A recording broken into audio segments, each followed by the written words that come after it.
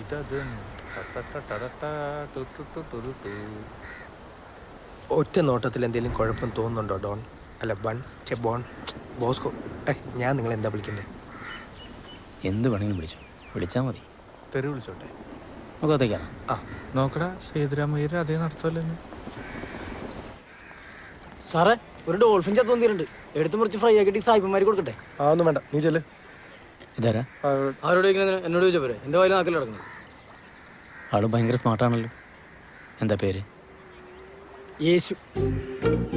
ആദ്യമായിട്ടാ ഇത്രയും സുന്ദരനായ ഒരു യേശുവിനെ ഇത്ര അടുത്ത് കാണുന്നത്. ഈ ഉപ്പേറ്റടിച്ചിട്ടാണ് സാറേ. നല്ല പൂമ്പഴം പോലെ ഇരുന്ന് വെച്ചാൽ. ആ, ഇപ്പൊ പുഴുങ്ങിയ പഴം പോലെ. ഇതെന്താ? ഇത് ചിക്കൻ കബൂർ കഴിക്കണം സാറേ, കഴിക്കണ്ട.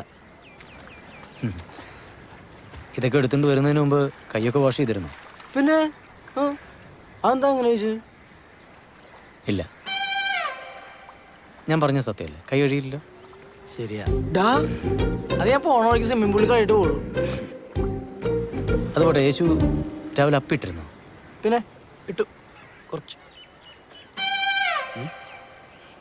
ഇതാ ഞാൻ അപ്പിട്ടെന്ന് പറയാൻ വേണ്ടി നിങ്ങളുടെ പുറകെ വന്നിട്ടുണ്ടായോ? ഞാൻ ഇടാൻ നോക്കിയാൽ പോകണ്ടേ? അതങ്ങനെ ഇവിടുത്തെ പ്രശ്നമല്ലേ കഴിക്കുന്നത്? എങ്ങനെയാണ്? അല്ല, അവൻ കൈ കഴുകിയിട്ടുള്ള അപ്പിട്ടുള്ള നിങ്ങൾക്ക് തന്നെ മനസ്സിലായി ജോണേട്ടാ? അതൊക്കെ മനസ്സിലാവും. അതെങ്ങനെ മനസ്സിലാവും? ചുമ്മാ ബ്ലഫ് ചെയ്തല്ലോ. അതൊരാളുടെ ബോഡി ലാംഗ്വേജ് കൊണ്ടാൽ മനസ്സിലാവില്ലേ? ബോഡി ലാംഗ്വേജ് കൊണ്ട് എങ്ങനെ മനസ്സിലാവും?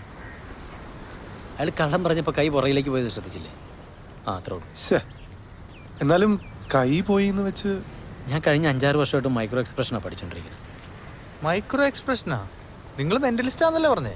ഇതൊക്കെ മെന്റലിസത്തിൻ്റെ ഒരു ഭാഗമാണ്. ഇപ്പം പ്രിയൻ്റെ മുഖത്ത് പുച്ഛമല്ലേ? ക്യൂരിയോസിറ്റിയാ? അല്ല, പുച്ഛമാണ്. എവിടെ? ഞങ്ങൾക്ക് കാണുന്നില്ലല്ലോ. എനിക്ക് കാണും. എങ്ങനെ? അത് ഈ എന്താ പറയുക, പ്രസൻസ് ഓഫ് മൈൻഡ്, ഒബ്സർവേഷൻ, അത്രേ ഉള്ളൂ. ഓഹോ, അങ്ങനെയാണെങ്കിൽ പിന്നെ നമ്മൾ കയറി വന്നപ്പോൾ എത്ര സ്റ്റെപ്പ് ഉണ്ടായിരുന്നു പറയാൻ പറ്റുമോ? ഇല്ലല്ലോ. 15. ഇവിടെ എത്ര റൂംസ് ഉണ്ട്? 12. അല്ല, അപ്പൊ ഇപ്പഴും പഠിച്ചുകൊണ്ടിരിക്കുകയാണല്ലേ? ഞാനും അതെ. ഇതാ പഠിപ്പല്ല, നിന്റെ പഠിപ്പ് വേറെ അല്ലേ? എന്ത്? സ്കൈപ്പിൽ വരും ഷിബുക്കുട്ടൻ. മൂവ് ബാക്ക് പറയും ഷിബുക്കുട്ടൻ. അത് സ്കൈപ്പിൽ ഞാനൊരു ഓൺലൈൻ കോഴ്സ് ചെയ്തിട്ടുണ്ട്. പറയട്ടെ. ഡെന്നിയുടെ സെറ്റപ്പ് ആണല്ലേ? നിന്റെ കൈ പുറകിലേക്ക് പോയില്ല.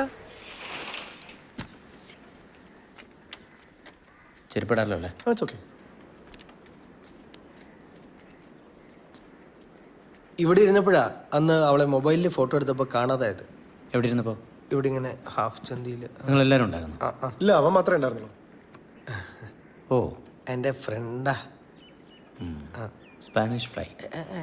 ഒന്നും നടന്നില്ലായിരുന്നു. ഇതിൽ നിന്നാ അന്ന് രാത്രി നോക്ക് വന്നു. ഓക്കെ. ഷിബു ഒറ്റയ്ക്കായിരുന്നു? എന്ത് ചെയ്യായിരുന്നു? പറയ്. അല്ല, സ്കൈപ്പില്. ഓ, അതാണ് ഓൺലൈൻ കോഴ്സ്. എല്ലാവരും മിടുക്കന്മാരാണല്ലോ. ഞാൻ ഡീസൻ്റ് ആണ്.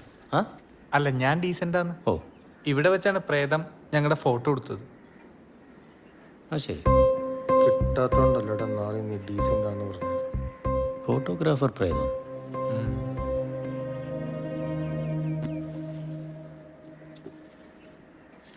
ഇവിടെ ഒന്നുമില്ലെന്നേ, നിങ്ങൾക്ക് വെറുതെ തോന്നണത്. അയ്യോ അല്ല, ഉണ്ട് ഉണ്ട് ഉണ്ട്.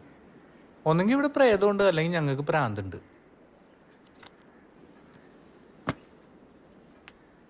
നോക്കട്ടെ മൊബൈൽ.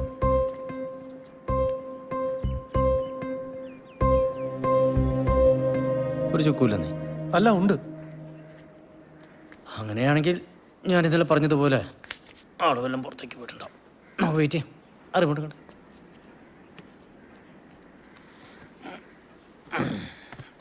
അല്ല, ഇന്നലെ പ്രേതം വന്ന ഈ ടിവിയിലാണ്. പ്രേതമില്ലല്ലോ, നിങ്ങളല്ല വന്നേ. അതിന് ഞാൻ ഇവിടെ നിൽക്കാട്ടോ. സച്ചിൻ പോയ പിന്നെ എനിക്ക് എന്തോ ക്രിക്കറ്റ് ഇഷ്ടമല്ല. എന്തോ ഒരു കണക്ഷൻ പ്രോബ്ലം ആണെന്ന് തോന്നുന്നു. ഞാൻ പറഞ്ഞില്ലേ.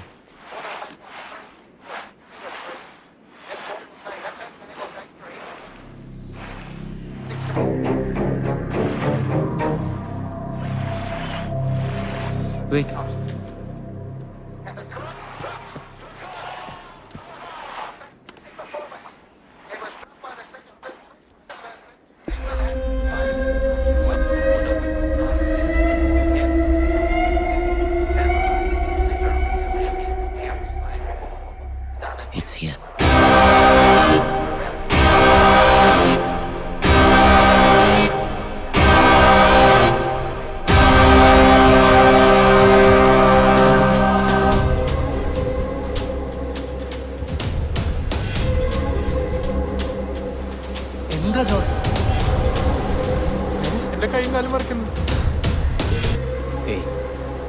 നിങ്ങൾ പേടിക്കൊന്നും വേണ്ട. ഞാൻ പറഞ്ഞില്ലേ, നിങ്ങളൊന്നും ചെയ്യാനുള്ള ശക്തി അതിനില്ല. ജോൺ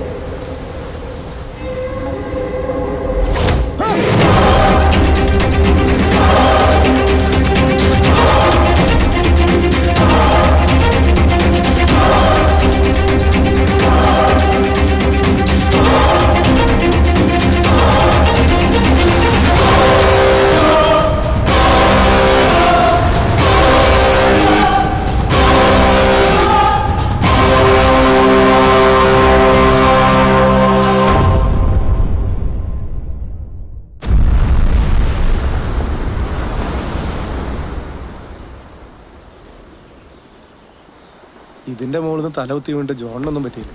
പനി പിടിച്ച നിനക്ക് ഇങ്ങനെ എങ്ങനെയാടാ നീ ഇത് കുടിക്കുക? നീ ഉണ്ടാക്കിയതാണോ? അതെടാ. എന്നാ കളക്കും കൊടുക്കും. ആ സായിപ്പുമാര് ചെക്കൗട്ടായ പേടിച്ചിട്ടാടാ. ഇന്നലെ ഇവിടെ മൊത്തം സീനായല്ലോ. സാരല്ലടാ, എല്ലാം ശരിയാവും. ഇനി എന്ത് ശരിയാവാനാണ്? കിട്ടി, കംപ്ലീറ്റും കിട്ടി. എന്ത്? ജോൺ ഡോൺ ബോസ്കോ എന്ന ബുദ്ധിരാക്ഷസൻ തെണ്ടിയുടെ കംപ്ലീറ്റ് ചരിത്രം.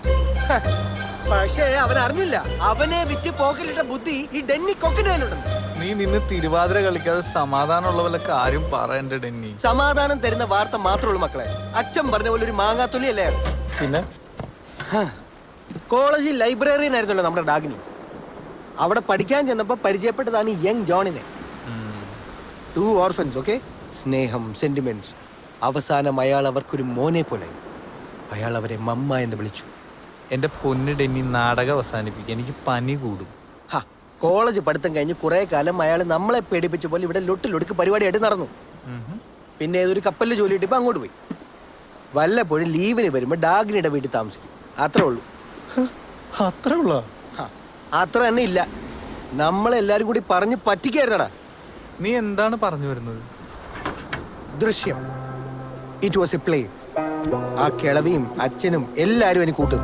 നമ്മുടെ മുന്നിൽ ഇല്ലാത്തൊരു പ്രേതത്തിന്റെ കഥ ഇവരെല്ലാരും കൂടി തുറന്നു വെച്ചു. Rewind, rewind. എടാ, നമ്മുടെ ഈ റിസോർട്ട് ഡാഗിനിക്ക് എന്നൊരു ഭീഷണിയായിരുന്നു. അന്ന് ആ കണ്ണാടി പൊട്ടിച്ച അച്ഛൻ തന്നെയായിരുന്നു. ആരോ തള്ളിയിട്ടതായി അഭിനയിക്കായിരുന്ന തെണ്ടി ജോൺ. എടാ, ഇത്ര ഹൈറ്റിൽ നിന്ന് വീണ്ടും പുഷ്പം പോലെ അയാൾ എണീച്ചു പോയത്. ആരാ നിന്നോട് ഇതൊക്കെ പറഞ്ഞ? എന്റെ ബുദ്ധി. ഗോസ്റ്റ് ഹൗസിലെ നെടുമുടി വേണുവാടാ ഡാഗിനിയും ജോണും. അവരുടെ ലക്ഷ്യം ചുളുവിലേക്ക് ഈ റിസോർട്ട് നമ്മുടെ അടിച്ചു മാറ്റാന്നുള്ളതാണ്. പക്ഷെ നമ്മളപ്പോ മൊബൈലിൽ കണ്ടതൊക്കെയോ? എടാ, നിന്റെ മൊബൈലിന്റെ പാസ്വേഡ് നിന്റെ മനസ്സിൽ നിന്ന് ചൂഴ്ന്നെടുക്കുന്ന മെന്റലിസ്റ്റ് ആണ് അയാൾ. അവനാണോ അതൊക്കെ ചെയ്യാൻ പാട്? ഇവിടെ പ്രേതബാധയുണ്ടെന്ന് പറഞ്ഞ് നമ്മുടെ റിസോർട്ട് അവർക്ക് പൊട്ടിക്കണം. അത് തന്നെയാണ് അവർക്ക് വേണ്ടത്. തെണ്ടികൾ. അവർ അടുത്ത കരുക്കൾ നീക്കുന്നതിന് മുമ്പ് ഞാൻ അമ്മനോ രോഗിയുടെ എല്ലൂർ